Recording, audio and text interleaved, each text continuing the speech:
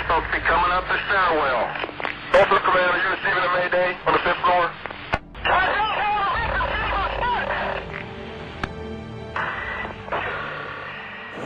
Hello everyone, I'm Tim Sendelbach, Assistant Fire Chief with the Kingman Fire Department. Thanks for joining us for this month's program on the standardized actions for a lost, trapped, or disoriented firefighter.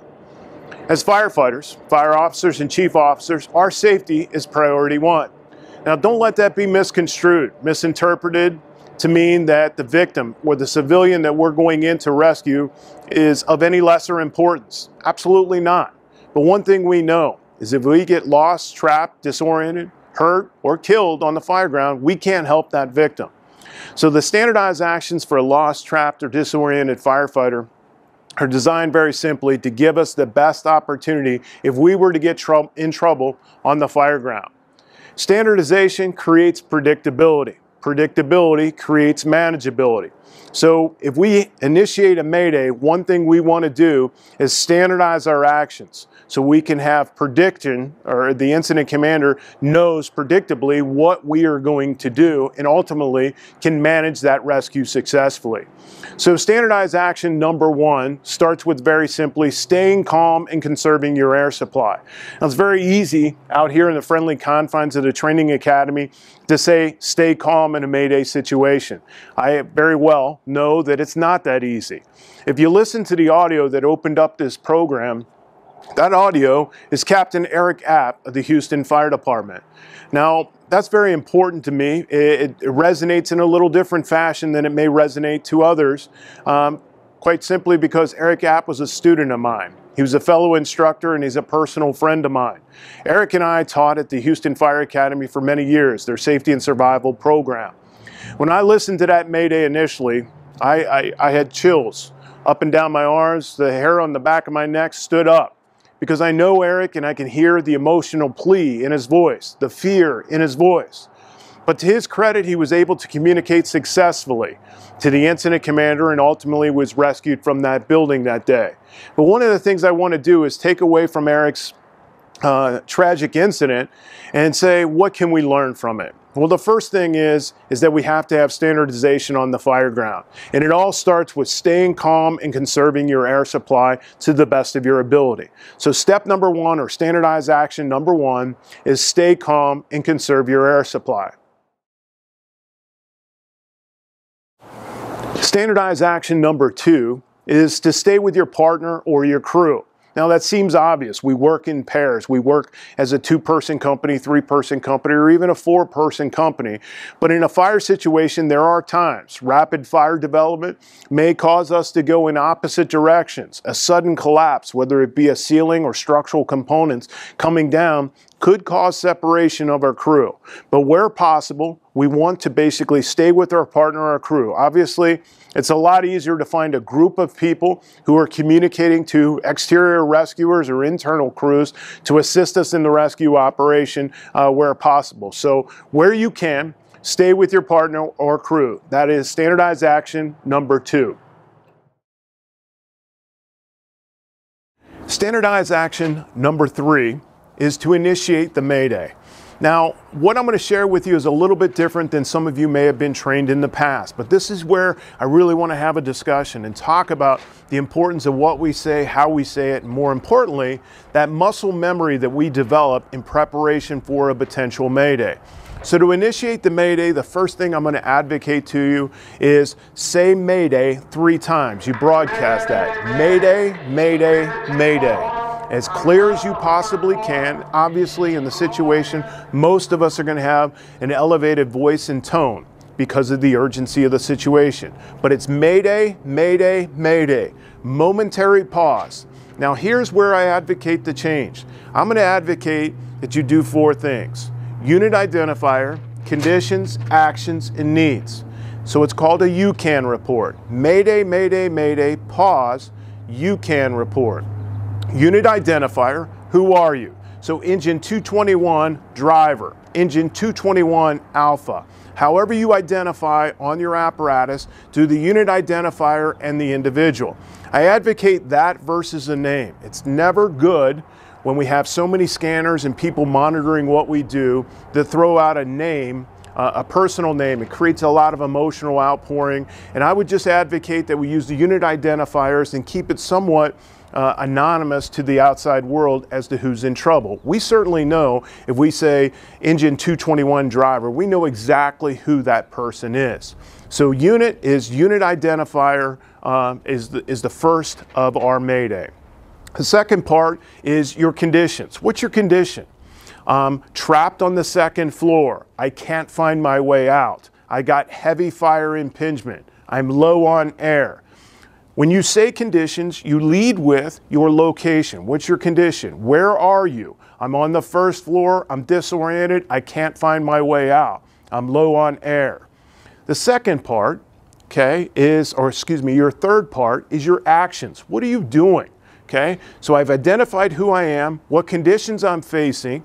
Now the third is the actions that I'm taking to get myself out. Okay, I may be searching a wall, looking for a window. I may be searching for a hose line. Whatever actions you're taking, you want to communicate that in the third step, that action report. And then the fourth component is the needs. Okay, the needs, what do you need? I need air. I need a second hose line. I need assistance. Whatever you need in this Mayday situation, you want to complete that final step with your needs.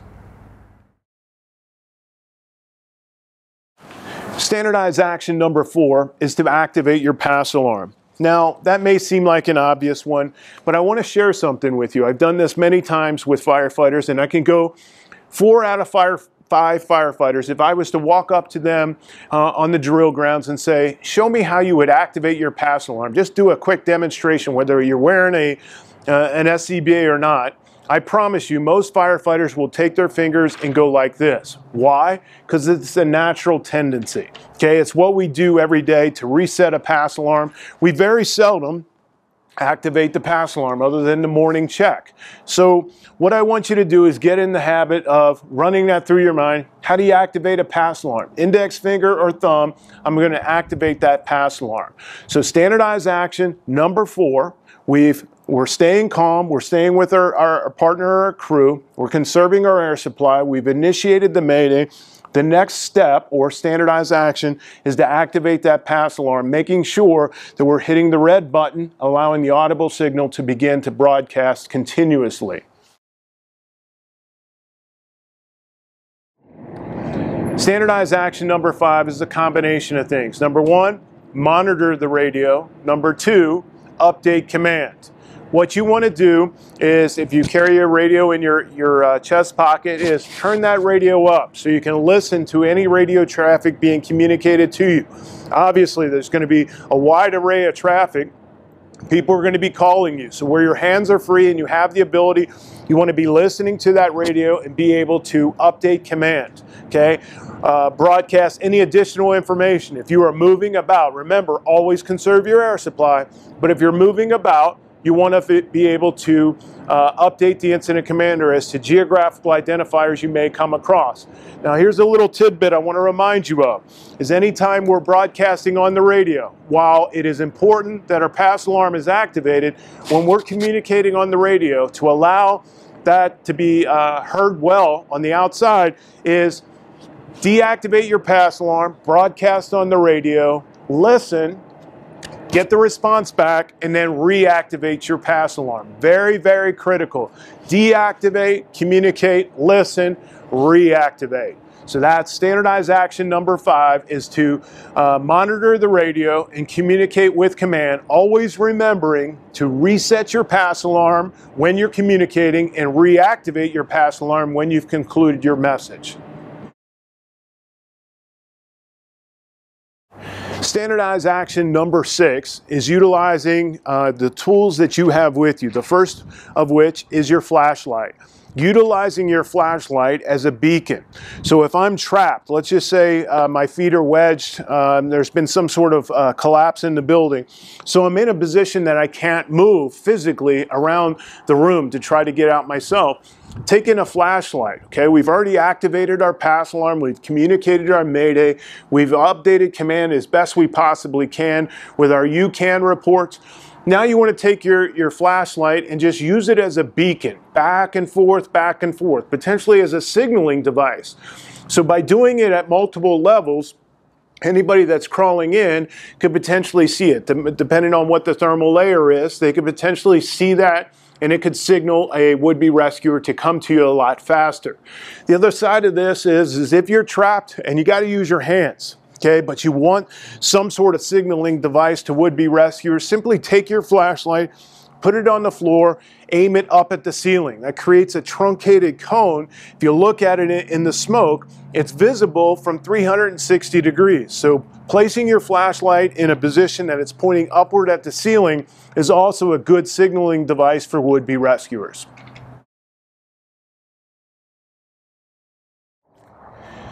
Standardized action number 7 is to use tools or debris as a signaling device for would-be rescuers.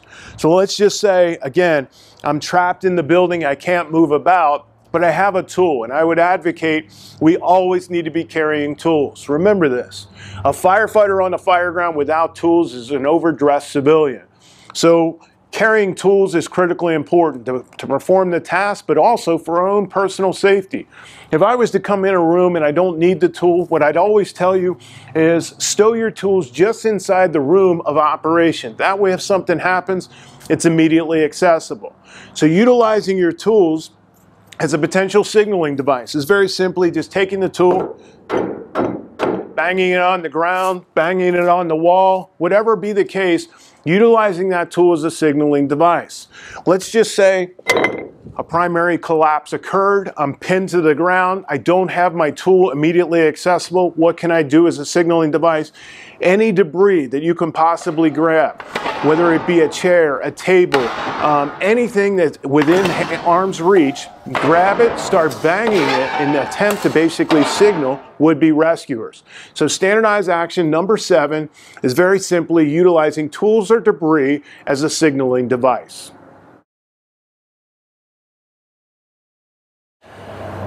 Standardized action number 8 is attempt to locate an exit or an area of refuge. So the first thing we want to do is remember our pass alarm is activated, we've communicated with command, we've deactivated our pass alarm anytime we're communicating with the incident commander, and we're updating him as we're moving about the fire ground. Okay, so if we're moving about and we're searching for an exit, we're doing it with large sweeps, high, low, high, low. Now, the reason we do that, obviously, we can come across doorknobs, door entryways, or windows, but also anything geographically that I might be able to sweep and feel with my hand is something that I may want to communicate to the incident commander to update him or her as to my situation and geographically where I am on the fire ground. Now let's talk about an area of refuge. Just utilizing this door as an example. Let's just say I come across the room. The first thing I want to do is make sure I can get in and out of that room. I never want to go behind a closed door that latches that I can't physically get out if I needed to.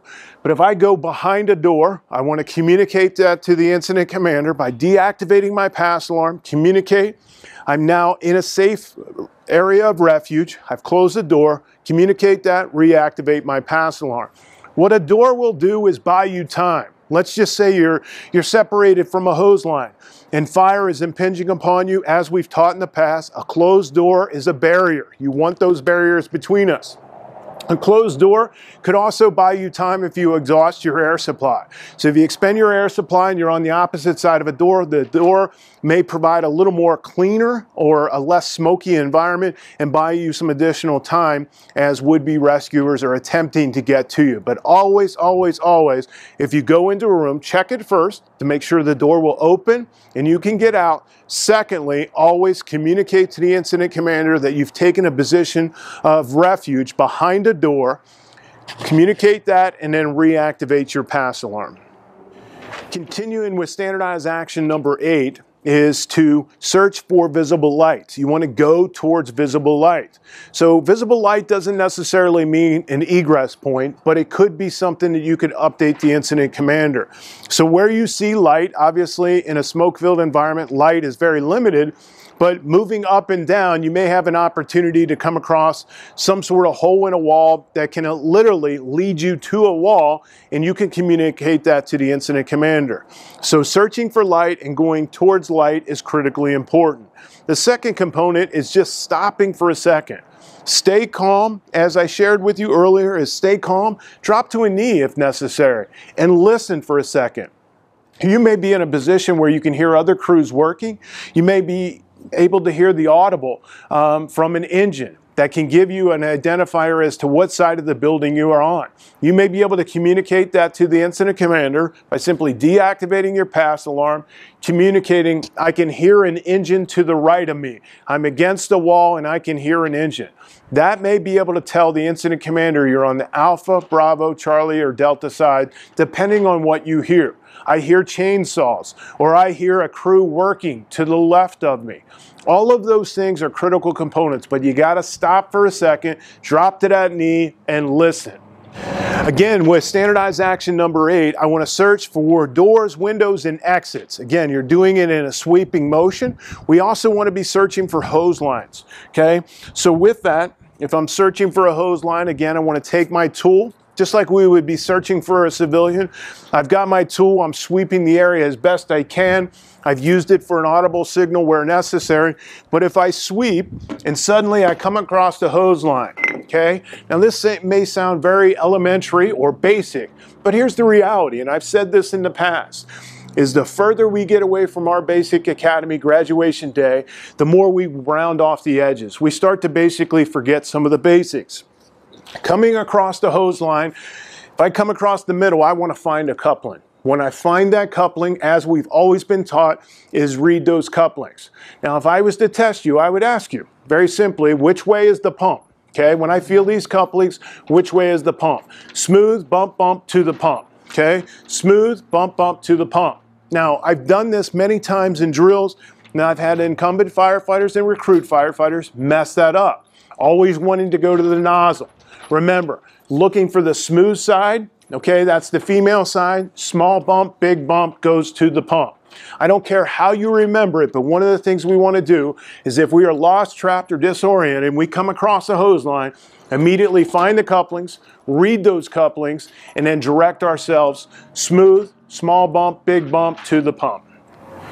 The other part of the standardized action number 8 is searching for a lifeline. So if we've deployed lifelines, let's just say it was a RIT operation, we were going beyond an extended hose line trying to extend our search, we got disoriented, and now we are searching for a search line. So we come across a search line or a lifeline, you come across it.